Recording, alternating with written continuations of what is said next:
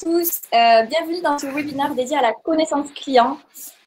Donc le but de ce webinaire aujourd'hui, ça va être de montrer en quoi une connaissance client, elle va vous permettre d'adresser des problématiques qui ont émergé dans le secteur banque assurance ces dernières années. Donc je pense notamment à la forte concurrence, à la volatilité de vos clients, aux innovations technologiques qui ont diversifié les parcours clients et qui les ont multipliés aujourd'hui. Du coup, pour essayer de répondre à toutes ces problématiques-là, on va conduire ce webinaire sur le déroulé suivant. Donc, on va commencer par une introduction assez rapide sur les intervenants, sur ce que fait MyFeedback. Et ensuite, vous assisterez au témoignage de Groupama Ganvi avec l'intervention de 12 Consulting. On terminera cette séance par une session de questions-réponses. Et n'hésitez pas à utiliser le chat aussi pour poser toutes vos questions pendant le déroulé de la présentation. Donc, je vais commencer rapidement par vous présenter les intervenants aujourd'hui. Donc, on a Mohamed Merzouk, qui est responsable expérience client et marketing digital chez Groupama Ganvi. Mohamed, c'est un utilisateur de MyFeedback depuis environ 1 an et demi et il a consolidé l'utilisation de la solution entre les différentes entités du groupe GGV. Donc, il a permis de rationaliser les process pour un usage en autonomie complète dans tout le groupe. Il va vous partager son expérience d'un point de vue métier par rapport au déploiement de la stratégie de satisfaction client au sein de GGV. Ensuite, on va avoir Inès, qui est consultante senior chez 12 Consulting sur tous les sujets expérience client et collaborateur. MyFeedback travaille très régulièrement avec 12 Consulting afin d'accompagner au mieux nos clients communs. Donc, Inès, elle va présenter la mise en place du dispositif de mesure de satisfaction et la démarche qui est associée au cas GGV. Et enfin, moi-même, Marie, donc je suis responsable marketing chez MyFeedback. Donc, je vais maintenant donner la parole à Mohamed qui va commencer par vous présenter le contexte et les enjeux du projet de mesure de la satisfaction chez GGV. Mohamed, je te laisse la parole. Merci. Bonjour. Alors, les enjeux et les contextes, ils sont simples. On est le monde dans l'assurance vie, l'assurance yard. Nous devons collecter, remettre la voix du client au centre de nos préoccupations, de nos prises de décision au quotidien, de nos arbitrages. Jean-François Garin, qui est directeur général de Groupama Ganvi, nous a demandé, après la création de mon poste et du service d'expérience client, de changer certaines choses, de changer certaines pratiques, de remettre le client au centre des décisions des services et surtout des managers de proximité. Pour changer tout ça, il faut avoir des indicateurs. On n'améliore rien si on ne le mesure pas. Et on a décidé de mettre en place des indicateurs de suivi de satisfaction client, du NPS assez classique, des CSAT, sur tous les points de contact et tous les points de contact digitaux et physiques qu'on pouvait avoir avec nos clients. Comment on va faire ça? Très simplement, déjà premièrement, en récoltant en fait la satisfaction client après chaque touchpoint, donc point de contact clientèle, avec tous nos services, aussi bien les services commerciaux, les services de gestion, les services de relations clients, les services courriers, tous les services en contact avec la clientèle. Comment on a fait? On a mis en place des enquêtes à chaud. Ensuite, on va analyser ces résultats. On va délivrer ces résultats et ces indicateurs aux managers de proximité et on va conduire des démarches d'amélioration continue qui ensuite rebouclent et on remesure si nos améliorations continues ont permis d'améliorer la satisfaction client. Ok, pourquoi MyFeedback? Pourquoi 12? Alors, effectivement, il y a plein de solutions du marché qui offrent des questionnaires vis-à-vis du client. Donc, du point de vue client ou du point de vue client que vous êtes vous-même chez Darty, quand vous achetez une machine à laver, vous recevez un formulaire. Ça, c'est la partie visible de l'iceberg qui est absolument minuscule. MyFeedback est déjà testé et la solution du groupe Groupama depuis de nombreuses années. C'est notre filière Amagis qui a découvert cette petite pépite il y a déjà quelques temps.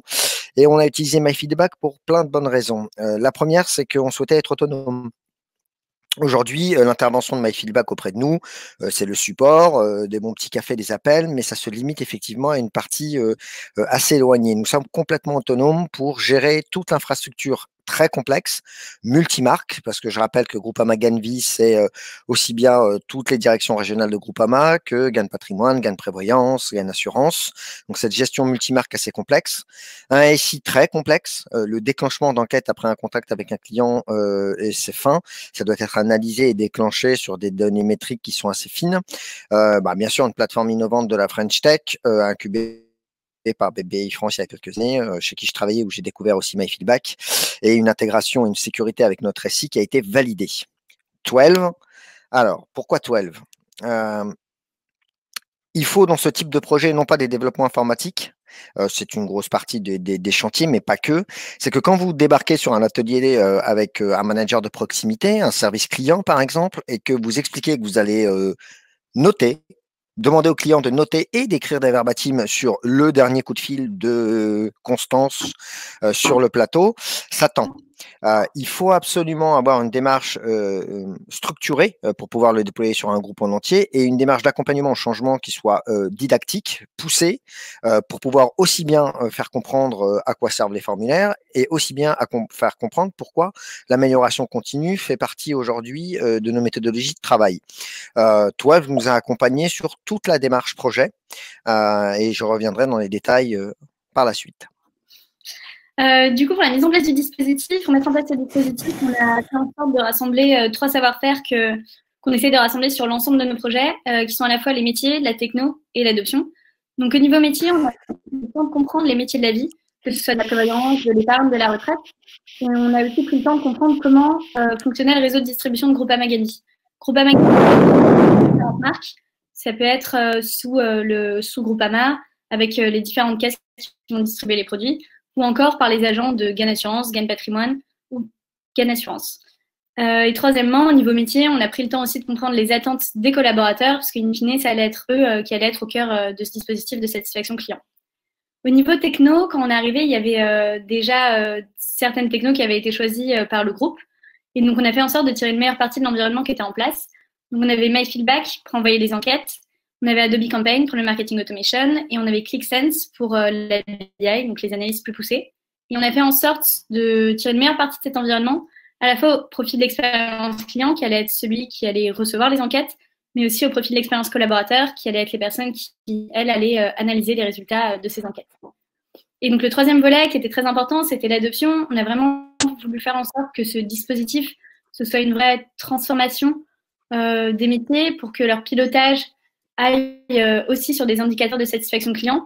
Et donc, pour ça, on a dû prendre le temps que le dispositif soit compris de tous, pourquoi est-ce qu'on le faisait, et aussi faire en sorte que chaque manager de chaque service soit acteur de cette transformation. Et donc, pour ça, on leur a mis dans les mains des outils d'analyse et on les a formés pour que les outils soient bien utilisés. Donc, pour mettre en place ce dispositif, si on regarde d'un point de vue chronologique, ça s'est passé en 3 temps. Premièrement, on a défini la méthodologie. C'est ce qu'on peut aussi appeler un peu la partie de cadrage. On a mis autour d'une table, dans ce qu'on a appelé une war room, une salle projet, tous les experts. Des experts à la fois de BI, de marketing automation, de marketing client, et nous, pour définir un peu la base du projet. Qu'est-ce qu'on allait vouloir rendre commun à l'ensemble des enquêtes, quels étaient les indicateurs qu'on allait suivre, et où est-ce qu'on allait, un peu définir toute notre trajectoire. Ensuite, la deuxième partie qui était très importante, c'est qu'on a construit l'ensemble des enquêtes avec les métiers. Parce qu'in fine, c'est eux qui allaient porter ce dispositif de satisfaction client et surtout d'amélioration continue. Et donc, il fallait que ça leur serve à eux. Et pour ça, le meilleur moyen, c'est de leur poser la question. Et troisièmement, on a lancé les premières enquêtes. Et avec ça, on a continué toute la partie conduite du changement. Donc, cette approche, elle était très importante pour nous. Ça permettait à la fois d'avoir une base solide, de co-construire avec les métiers et de lancer des premières enquêtes. Et tout ça en moins de 2 mois. Donc, ça permettait d'avoir des premiers résultats très rapidement. Si on rentre un peu dans une partie plus micro, premièrement, quand on met en place ce genre de dispositif, il faut définir le questionnaire. Un des enjeux pour définir ces questionnaires, c'est qu'on voulait parler d'une seule voix au client. Donc, comme je vous ai dit, il y a beaucoup de réseaux de distribution pour les produits de Groupama Gain Vie. Et donc, ce qui était important pour nous, c'est que le client, peu importe où est-ce qu'il nous contacte, qu'il ait vraiment un aperçu, qu'on lui parle d'une seule et même voix. Ces enquêtes, il fallait à la fois qu'elles portent la partie industrielle. On voulait pouvoir comparer l'ensemble des points de contact. Donc, il fallait qu'on ait des questions qui soient les mêmes sur l'ensemble des enquêtes. Et il fallait aussi qu'il y ait des questions spécifiques pour que chaque métier puisse trouver des axes d'amélioration à son point de contact. Et troisièmement, le questionnaire, on voulait qu'il soit contextualisé au client. Donc, si je suis un client Gain Assurance, on voulait que le logo Gain Assurance soit présent dessus. Donc, la deuxième partie qu'on a appelée les déclencheurs, c'était qu'on a défini l'ensemble des parcours clients. On a défini les parcours clients pour trouver quand est-ce que c'était le bon moment d'envoyer une bonne enquête au client. Par exemple, si j'appelle un service client, le bon moment pour recevoir une enquête, ça va être juste après. Si je souscris à une assurance emprunteur et que j'attends des documents qui doivent arriver par la poste sous 10 jours, le bon moment pour juger de mon expérience, ça va peut-être après avoir reçu ces documents. Donc voilà, on a dû définir ces parcours pour trouver le bon moment pour chaque enquête. Et donc ces moments clés d'un point de vue métier, ça se retranscrit dans des outils par ce qu'on appelle des déclencheurs techniques. Et donc on a cartographié l'ensemble des outils dans lesquels étaient rassemblés ces déclencheurs pour pouvoir définir l'architecture du projet. Donc une fois qu'on avait l'enquête, on savait comment la déclencher, on a dû la distribuer aux clients. On a essayé d'adapter les canaux de communication de l'enquête en fonction de l'enquête. Donc par exemple, est-ce qu'on allait envoyer par mail, par SMS, est-ce que ça va être une pop-up sur l'espace client? Deuxièmement, on a voulu gérer la pression commerciale. Quand on a défini nos parcours clients, on a vu que c'était possible, par exemple, qu'un client appelle le service client et que 2 jours après, il fasse une souscription pour une assurance. Donc, du coup, on ne voulait pas qu'il reçoive une enquête tous les 2 jours. Donc, pour pouvoir gérer cette pression commerciale, on a utilisé un outil qui allait centraliser l'ensemble des points de contact et qui allait prioriser une enquête sur une autre. Et troisièmement, ce qui est très important, c'est qu'il faut maximiser les taux de réponse, parce que c'est bien d'envoyer des enquêtes, mais le mieux, c'est d'avoir un maximum de retours pour pouvoir avoir assez de volume pour analyser les résultats. Et donc, on a utilisé des petits tricks assez simples pour pouvoir doubler notre taux de réponse entre le démarrage du projet et 2 mois après. Donc, une fois qu'on a distribué cette enquête, le client la reçoit, il nous répond. Et pour analyser ces réponses, on a utilisé 3 axes. Premièrement, les actions rapides. On voulait réagir très rapidement aux insatisfaits. Donc, pour ça, on a utilisé les alertes MyFeedback, qui est une alerte qui part directement de MyFeedback par mail au manager de l'équipe pour qu'il puisse rappeler les insatisfaits. On peut se dire que ça peut être un peu chronophage, ce genre d'action, mais en fait, sur les 200 réponses clients qu'on a par jour, à travers les différents services, chaque service ne doit rappeler environ que 6 clients par jour. Et quand on met au regard d'un service de relations clients où chaque collaborateur en appelle 50 par jour, au final, c'est des petites actions qui ont un fort impact, qui ne prennent pas tant de temps que ça. La réponse client, on a aussi décidé de l'intégrer dans un outil de BI. Et donc, c'est bien beau de mettre tous ces résultats de satisfaction client dans un outil de BI, mais on a surtout vu avec les métiers de quoi est-ce qu'ils allaient avoir besoin pour analyser les résultats. Donc, par exemple, un service de relations clients, il va peut-être avoir besoin de savoir quelle était la typologie de l'appel. Or, un service de gestion, il allait peut-être plutôt avoir besoin de savoir en combien de temps est-ce qu'ils allaient traiter le dossier du client.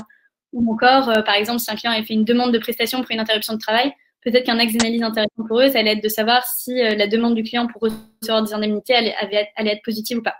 Donc voilà, on a intégré tout ça dans un outil BI. Et dernièrement, il y avait aussi les verbatims, parce que dans nos enquêtes, il y a des indicateurs normés, des NPS, des CSAT, les indicateurs un peu classiques du marché. Et les clients ont aussi la possibilité de s'exprimer sous forme de verbatim, qu'on a intégré à l'outil d'analyse BI. Comme ça, les managers vont pouvoir filtrer, par exemple, tous mes détracteurs, donc ceux qui ne sont pas contents, qu'est-ce qu'ils ont dit. Ou tous ceux qui ont trouvé le temps d'attente trop long au SRC, au service de relations clients, qu'est-ce qu'ils ont dit. Donc voilà, ces verbatims allaient être contextualisés pour pouvoir les analyser plus facilement. Donc toute cette démarche, comme vous voyez, à la fin, ça fait beaucoup de choses, mais une fois qu'on l'a structurée, ça se déroule très bien. Et donc ça, c'est un peu l'ensemble des ateliers qu'on fait avec les métiers quand on met en place une nouvelle enquête.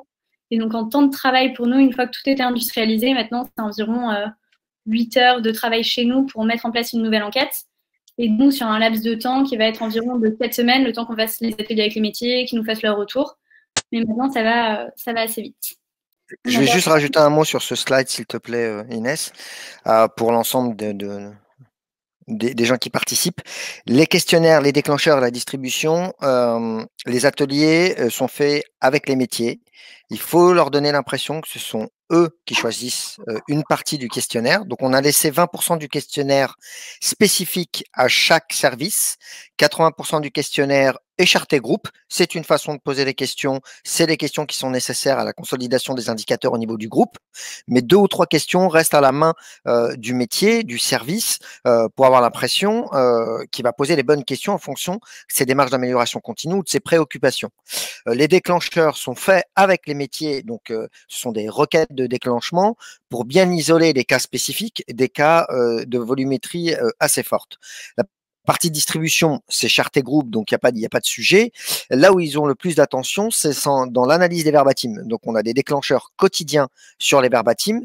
Et l'analyse de BI est un outil managérial pour l'animation des réunions du lundi, pour les comités opérationnels et surtout pour le retour auprès des collaborateurs. Puisqu'avec ce dispositif, nous réussissons à avoir un NPS par collaborateur sur un laps de temps relativement long, mais cet indicateur de satisfaction NPS collaborateur ou CSAT collaborateur, et bien sûr en plus collective, a changé les méthodologies managériales d'énormément de services de gestion qui étaient basés sur une volumétrie d'actes réalisés et non pas une satisfaction client élevée.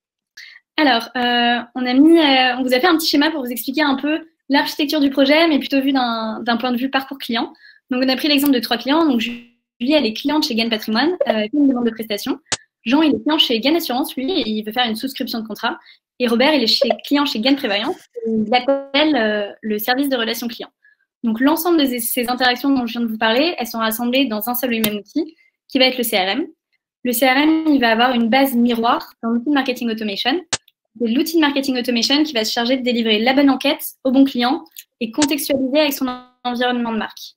Et ce qui est très important, c'est que dans l'email que va recevoir le client, son lien va être unique pour qu'on puisse à la fin croiser les données et qu'on puisse rajouter des données pour pouvoir analyser sa réponse. Cette phrase, elle n'était pas très claire, mais je pense que je vais un peu mieux vous expliquer quand ça va avancer. Donc là, le client, on lui a envoyé l'enquête. Il reçoit son enquête qui est toujours sous le même format, comme disait Mohamed. Un INR, un CSAT global, des CSAT spécifiques au métier. Ils peuvent aussi poser des questions spécifiques. Donc, le client répond à cette enquête. Et là, il y a une alerte qui va partir au manager, comme on vous expliquait avant, directement par mail, pour qu'il rappelle les clients insatisfaits.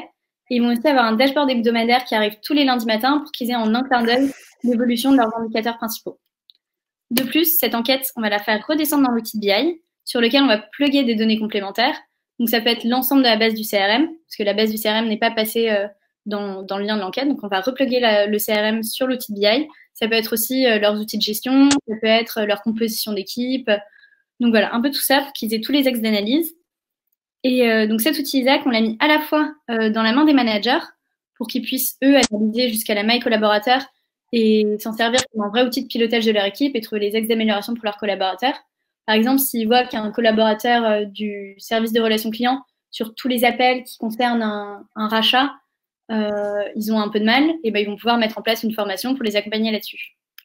Donc, on l'a mis dans les mains des managers pour une analyse micro, et on l'a aussi mis dans la main de la DG pour que la DG, eux, puissent plutôt comparer l'ensemble des points de contact et comparer l'ensemble des services. Donc, plutôt pour une vision un peu plus macro.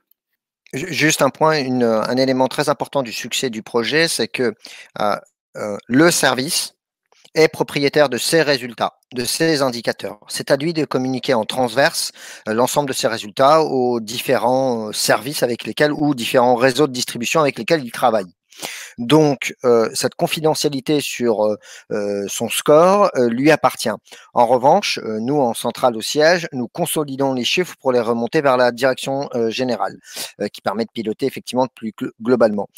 Ces notions-là sont extrêmement importantes. La visibilité des résultats est extrêmement sensible auprès des équipes. Il faut faire très, très attention à bien mettre dans la main le pouvoir de décision et de communication, surtout que la légende urbaine veut que tous les services, avant de lancer une enquête, pensent qu'ils vont avoir une mauvaise note. C'est absolument pas le cas, sinon on n'aurait plus de clients du tout. C'est juste que les questionnaires sont réalisés pour déterminer quels sont les axes d'amélioration sur des parcours clients qui sont chez nous tous très complexes. Et donc, si on avance en mini-conclusion, MyFeedback, ça nous a permis d'avoir ces questionnaires qui étaient ultra personnalisés. Comme on vous disait, les produits de Groupama Ganvi sont distribués sous beaucoup de marques. Donc, si on avait dû faire un questionnaire par marque, ça aurait été rapidement une usine à gaz. Les premières enquêtes ont été déployées seulement 2 mois après le lancement du projet. Maintenant, pour déployer une nouvelle enquête, il nous faut 4 semaines et seulement 8 heures de travail. Et on a un dispositif de recueil de la voix du client qui est automatisé de bout en bout. Donc, du coup, les métiers, au lieu de se concentrer un peu sur toute la partie technique, ils peuvent vraiment se concentrer et prendre leur temps pour faire leur plan d'amélioration continue. Inès, je vais répondre à une question. Donc, quelles sont les datas complémentaires qui sont utilisées pour mettre en perspective les notes CSAT, NPS de ISAC? C'est un slide qui arrive juste après où on fait un zoom effectivement là-dessus. Là, on va dérouler la totalité, donc j'y répondrai dans quelques slides. Pas trop.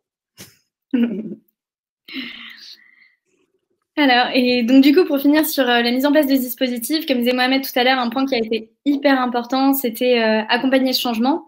Donc premièrement, il fallait acculturer les collaborateurs. Pour ça, on a déjà posé la vision du projet entre nous. Pourquoi est-ce qu'on le faisait? Comment est-ce qu'on allait le faire? Et avec quoi est-ce qu'on allait le faire? On a aussi créé toute une identité au projet pour que quand on en parle, les métiers aient bien en tête un logo, enfin toute cette dynamique qui était en place. Après acculturer, il a fallu transformer les métiers. Donc pour ce faire, on les a pris avec nous dans l'ensemble des ateliers. Et après, une fois que les premières enquêtes étaient déployées, on les a formés aux outils qui allaient être mis dans leurs mains pour pouvoir analyser les résultats. Donc ça, on l'a fait à la fois en présentiel et à la fois sous forme de vidéo comme on peut voir ici. Et dernièrement, il a fallu ancrer ces nouvelles pratiques de pilotage de la satisfaction client.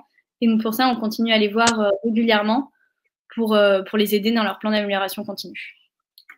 Juste un point sur la relation entre 12 et GGV. La partie de travail qui était la mise en place du dispositif, quand on parle d'outillage, c'est un outillage de méthodologie, de documents, puisque chaque atelier, il y a 3 ateliers de 2h30 pour pouvoir déclencher une enquête sur un service. Le premier atelier était un atelier véritablement de déminage. Il s'agit d'expliquer la démarche, de répondre à toutes les interrogations et les réticences. Ensuite, le deuxième atelier sert à paramétrer les enquêtes, sert à paramétrer les requêtes, et le troisième atelier sert à valider l'ensemble. Cette démarche complète, industrialisable, où nous étions capables de gérer de front 4 ou 5 services en même temps, donc en déploiement en même temps sur le mensuel, j'aimerais revenir sur le timing. Il nous a fallu avec 12 2 mois pour mettre en place toute l'infrastructure, toute la méthodologie. Et ensuite, nous avons déployé en 3 semaines un service. Nous pouvions déployer plusieurs services de façon parallèle, mais il est important de se caler sur les 2 premiers mois sur une méthodologie qu'on applique à l'ensemble des services. Aussi bien d'accompagnement au changement que d'outillage, que de méthodologie. Effectivement, ces biais-là, c'est pour ça qu'on a, nous, fait appel à 12. En faire une, c'est bien. Décider d'en faire plusieurs par mois pendant des mois avec tous les services, puisque les enquêtes, il y en a de très nombreux, ce sont, je rappelle, tous les touchpoints avec nos clients, nécessite un accompagnement au quotidien. Ok, alors aujourd'hui, nous avons démarré, je le rappelle, à peu près cet été, la fin de l'été 2019. On a déployé sur 4 grandes directions. De toute façon, il n'y en a pas de 5e chez nous. 8 lignes de métier entre l'épargne retraite, la vie. Alors, je rappelle la structuration de GGV. Nous sommes l'assureur de l'assureur. Donc, quand un client appelle un service GGV, s'il est client Gain Patrimoine, on répondra « Allô, bonjour, Gain Patrimoine ». C'est un client Groupama. Bonjour, monsieur, ici Groupama. Donc, 8 lignes de métiers différentes pour un impact de 600 collaborateurs. Aujourd'hui, 600 collaborateurs ont très précisément le niveau de satisfaction de clients de leur activité propre. Et ensuite, on remonte au manager de l'équipe, à l'équipe entière, à la direction et voilà, donc aux différents métiers. Les datas qu'on analyse là-dessus sont toutes les datas que nous allons reprendre. Donc là, je réponds à la question qui est très particulière, c'est que nous avons décidé, en accord avec MyFeedback, de ne pas héberger de données sensibles RGPD sur la plateforme MyFeedback. Donc, nous réimportons les données dans l'outil de BI qui est ClickSense. Nous allons, avec le métier, pendant les ateliers, décider quels sont les axes d'analyse pertinents pour eux. Bien sûr, 80% des axes d'analyse pertinents pour un service, les pour l'autre. Je ne sais pas la date de demande, puisque les résultats sont obtenus par jour d'action et non pas par jour de réponse du client. Les lignes de métier, les équipements, les équipes, la partie RH, tous ces éléments d'axe d'analyse dans Isaac sont réalisés pendant le 2e atelier avec le service, puisque je rappelle, c'est un outil d'analyse de la satisfaction client, mais aussi un outil d'analyse. Donc, Isaac, c'est indice de satisfaction et d'amélioration continue. L'amélioration continue reste le cœur de notre projet. L'analyse de la satisfaction client, le recueil, n'en est que le premier pas. Voilà, alors on a 200 retours clients par jour. Et quand je dis 200 retours clients, c'est que vous comprenez bien que quand on fait des études de satisfaction, malheureusement, les clients neutres, ou plutôt très contents, oublient de cliquer sur le lien et de répondre. Nous avons interrogé plus de 200 000 points de contact, donc activité avec le client. On a un taux de réponse qui, je trouve, est exceptionnel, de 20% de taux de réponse, ce qui est statistiquement suffisant pour toutes les lignes de métier, pour avoir un résultat qui permet de projeter une compréhension globale sur la satisfaction de tous les clients qui ont appelé et pas ceux qui ont répondu. On ne cherche pas ici une volumétrie énorme, nous n'insistons pas sur des relances systématiques. Si le client n'a pas envie de s'exprimer, c'est son choix.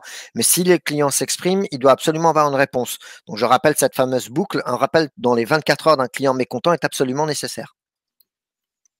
La modification du management des managers de proximité, c'est le principal résultat obtenu aujourd'hui. Ils arrivent à piloter leur équipe non plus sur de la volumétrie ou des statistiques issues de back-office, mais bien à mettre en perspective que certains collaborateurs qui étaient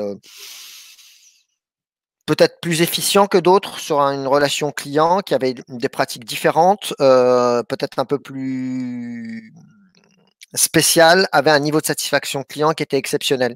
Donc l'objectif numéro un, c'est ce qu'on rappelle dans les ateliers, c'est bien de mettre en perspective ce qui fonctionne très très bien et d'essayer de le dupliquer partout ailleurs et non pas de chercher ce qui ne va pas pour essayer absolument de le corriger.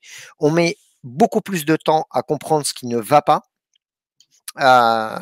que de comprendre ce qui va et qui va bien. Les chantiers d'amélioration continue ont nécessité 4 à 5 mois de recueil d'avis clients. Donc le succès, le petit projet en interne s'appelle Isaac, et merci 12, parce que l'accompagnement au changement est absolument nécessaire. Donc Isaac est utilisé au quotidien. Pour eux, c'est plus du tout, ils ne voient presque jamais les formulaires, hormis l'atelier. Pour eux, la concrétisation du projet, c'est Isaac. Aujourd'hui, on est capable de déployer en quelques jours une nouvelle enquête à partir du moment où le métier est bien sûr disponible pour les ateliers. On a plus de demandes que ce qu'on est capable aujourd'hui d'offrir, puisque tous les métiers aujourd'hui viennent toquer à notre porte pour lancer leur propre dispositif de recueil client. MyFeedback maintenant a été choisi pour l'ensemble de tous les questionnaires de Groupama. Donc là, on vous a présenté toute la partie enquête à chaud. Nous avons aussi lancé des très grosses enquêtes à froid, cette fois-ci sur des portefeuilles clients complets. Je parle de 200, 300, 400 000 réponses. 12 tient parfaitement la charge, MyFeedback tient parfaitement la charge. Et nous étudions en ce moment les résultats. Donc, on est très content. On est dans la partie projet, dans la phase la plus agréable, qui est l'analyse de ce qui se passe depuis 7 à 8 mois. Et maintenant, je vais vous présenter, si tu veux bien passer au slide suivant, pour aller plus loin. Donc, nous allons maintenant intégrer MyFeedback, non pas simplement par email et SMS comme on l'a fait, mais le déployer sur tous nos touchpoints digitaux. Et cette fois-ci, pas parce que c'est plus compliqué, mais parce que là, la SI, notre DSI est un peu plus complexe à bouger, les roadmaps sont compliqués. Je vais aussi lire les questions. Hein. Qui sont les profils chez vous qui ont été impliqués dans ce projet? Très important. Le poste de responsable de la relation client, de l'expérience client a été créé il y a 1 an. L'équipe composée au fur et à mesure. Donc, elle est composée de moi-même, d'un chef de projet dédié au dispositif, et nous composons par War Room, c'est-à-dire c'est une équipe où vous avez un data, vous avez un marketeur, un Adobe Campagne, capable de déclencher, un data pour la partie et de ces 3 personnes. Donc 4 personnes sont nécessaires pour un service d'amélioration continue et d'expérience client. Nous avons des prestataires extérieurs, 12 en particulier, qui va intervenir à différents moments dans l'année quand on en a besoin sur les projets, quand on restructure quelque chose d'essentiel. Mais l'impact, il est décentralisé, c'est-à-dire que nous avons demandé à chaque grande direction de nommer des responsables qualité et des responsables d'amélioration continue. On est sur un élément décentralisé. On n'a pas besoin de 15 personnes ou 20 personnes au sein de mon équipe pour pouvoir déployer le dispositif, puisqu'on anime une communauté d'amélioration continue et d'expérience client. Cette démarche, c'est une démarche d'entreprise. Donc, vous ne pouvez pas, en fait, avoir un énorme service de recueil d'analyse client si vous n'avez pas un programme complet d'animation des équipes plus proche en fait des opérationnels. Et à ce moment-là, nous avons nommé des ambassadeurs. D'ailleurs, c'est un tableau qu'on a fait avec toi, ce qui est comment on organise, comment on décentralise en fait ces sujets-là pour que tout le monde se les approprie. Donc, les équipes centrales sièges sont peu nombreuses. Il y a besoin d'un peu de budget, mais pas non plus énormément. Le premier, c'est effectivement, on continue le déploiement du projet. Il nous faudra encore 6 à 7 mois pour recouvrir l'ensemble des touchpoints de Groupama. Et aujourd'hui, on a plus de demandes. Donc, le prochain chantier là, de ce mois-ci, c'est les réclamations. Même si la volumétrie n'est pas importante, dans la boucle des parcours clients, elle est extrêmement importante puisque, vous l'avez sûrement remarqué, nous parlons peu des parcours clients. Les parcours clients seront recomposés en fonction de tous les touchpoints qu'on aura analysés et non pas l'inverse, partie partir a priori d'un parcours process et ensuite d'essayer de coller l'ensemble des verbatims dessus. Le deuxième point qui est le plus particulier, c'est l'analyse des verbatims. L'analyse des verbatims aujourd'hui s'est avérée très complexe. On a décidé de prendre une solution avec les AirDeal. AirDeal est une solution du marché qui est utilisée par Groupama et par GGV qui permet l'analyse des verbatims. L'analyse des verbatims, qu'est-ce que ça veut dire? Ça veut dire une modération des verbatims, ça veut dire un regroupement sémantique des verbatims, ça veut dire un suivi analytique des verbatims pour essayer de comprendre si une notion baisse ou augmente dans le temps en tant que félicitation ou en tant que pente auprès du client. Je continue à répondre aux questions. Après ce changement d'objectif pour les conseillers, vous avez déjà vu des effets concrets sur le business. Fidélisation, point d'interrogation. Alors, le recueil est rapide. Les démarches d'amélioration continue le sont moins. Alors, il y a des problèmes effectivement qui sont réglés quasi immédiatement. Si au bout de 3 jours, vous apercevez qu'il y a un problème téléphonique parce que les gens attendent trop longtemps au téléphone, vous en apercevez, vous les réglez immédiatement. Sur la partie fidélisation, on a un peu plus de mal à l'analyser, il faut un peu plus de temps puisqu'il y a une décorrélation entre le projet de recueil et les projets d'amélioration continue qui sont un peu plus longs. Là où on s'est aperçu d'effets bénéfiques immédiats, c'est en transverse. C'est entre les services. Un service recueille parce qu'il est en bout de chaîne de l'action, recueille les éléments du client et s'aperçoit que c'est le service précédent ou le réseau ou l'élément précédent sur lequel le client se plaint le plus. Attendez-vous à ça, les clients, quand ils ont une chose à dire, ils le disent, peu importe la raison ou à quel moment on les interroge. Donc, il faut reconsolider tout ça. Donc, ça a permis de créer cette communauté entre les services qui recueillent le besoin les avis du client pour se dire Coco, il y a un problème chez toi, pas chez moi, je suis en bout de chaîne, mais c'est à toi. Et effectivement, on essaye de mutualiser et de transversaliser ces chantiers d'amélioration continue. Ce qu'on a commencé à faire, c'est que on a probablement tous des data scientists qui ont fait des super scores sur ce client va partir, ce client est très satisfait, ce client est insatisfait. Voici la prochaine cible avec qui il faut envoyer le prochain emailing pour maximiser nos chances de re-signature avec ce client-là. Quand on vient enrichir la connaissance client avec de la data hyper fraîche, contextualisée par Touchpoint, avec des verbatims analysés par la solution AirDeal, à ce moment-là, vos scores deviennent beaucoup plus efficients. On a pu analyser qui étaient nos clients contents, qui étaient nos clients mécontents. Et quand je dis de clients mécontents, je vais par exemple parler de nos clients de moins de 45 ans, qui ont un niveau d'exigence à la Amazon. C'est aussi nos clients les plus fortunés qui ont un niveau d'expérience et de partenaires de gestion patrimoniale ou prévoyance ou épargne retraite qui est beaucoup plus large. Donc là, on a déjà déterminé qui étaient nos clients les plus insatisfaits et ensuite on a commencé à enrichir l'ensemble de nos data lakes avec ces informations issues de MyFeedback directement. Et voilà, on a fini sur la présentation. On va vous laisser la parole sur le chat pour les questions. Il y a Lise qui demande si on parlait bien du coup de 4 ETP pendant 2 mois. Alors, ok, je vais le diriger. Il y a une task force qui a été mise en place, qui a été très importante entre nous et 12 les 2 premiers mois. Temps plein, autour d'une table à réfléchir sur tous les concepts, à mettre en place toute la méthodologie. Ensuite, on a fait intervenir 2 autres ETP qui sont plutôt data science, data viz, donc des consultants extérieurs. En ETP, il y a un temps pour construire le projet.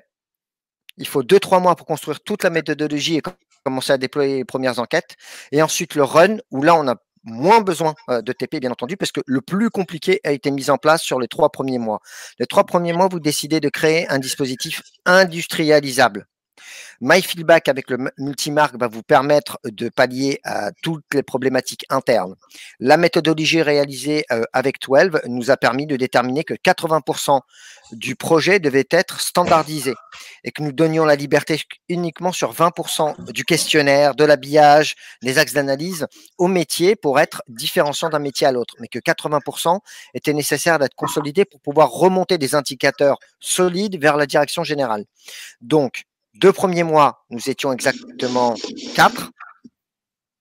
Et ensuite, après les 2 premiers mois, nous sommes descendus à 3. Et ensuite, on est remonté à 4, mais avec 2 ETP plutôt à mi-temps qui sont la maintenance technique data, des déclenchements informatiques et la data vise. Et par exemple, notre collaboration avec 12 se fait dans le temps. Il y a des moments dans l'année où 12 va être beaucoup plus présente avec nous au quotidien hein, pour travailler sur un sujet ou sur le prochain sujet de cette année. Et des fois, beaucoup moins parce qu'on est en mode run et qu'on a besoin de déployer les enquêtes les unes après les autres. Alors, pour meubler, si je peux meubler, voici les dernières discussions chez GGV. Aujourd'hui, on rentre dans une phase absolument essentielle du projet puisque énormément de gens vont être en télétravail, en confinement, en congé exceptionnel, que nos services vont être réduits, que nous allons avoir le best effort pour essayer d'avoir une continuité auprès de nos clients. On sait qu'on va être moins performant normalement, bien entendu, par rapport à un dispositif normal, mais la perception des clients. Est-ce que les clients vont être satisfaits de l'effort que Groupama fera pendant cette période spéciale? Et seuls les formulaires de satisfaction, seuls les verbatims et l'analyse va pouvoir permettre de déterminer, et non pas la volumétrie qu'on va pouvoir mettre derrière. Donc, une grande discussion a eu lieu ces quelques jours pour décider de continuer à analyser les retours clients, pour pouvoir savoir si nos dispositifs, dans des cas extrêmes, peuvent maintenir la satisfaction client et non pas seulement la volumétrie des réponses des traitements de dossiers. Merci beaucoup pour ce partage. Moi, je voulais vous remercier en tout cas, côté GGI, côté 12, voilà, de la qualité de cette présentation aujourd'hui. On était ravis que vous ayez pu présenter la collaboration qu'on a pu avoir entre GGJ, MyFeedback et 12. Super. Merci beaucoup. On était ravis de travailler avec vous et de continuer à travailler avec vous. Et puis, une bonne journée. Merci à tous. Bonne journée. Et puis, bonne journée. Au revoir. Au revoir.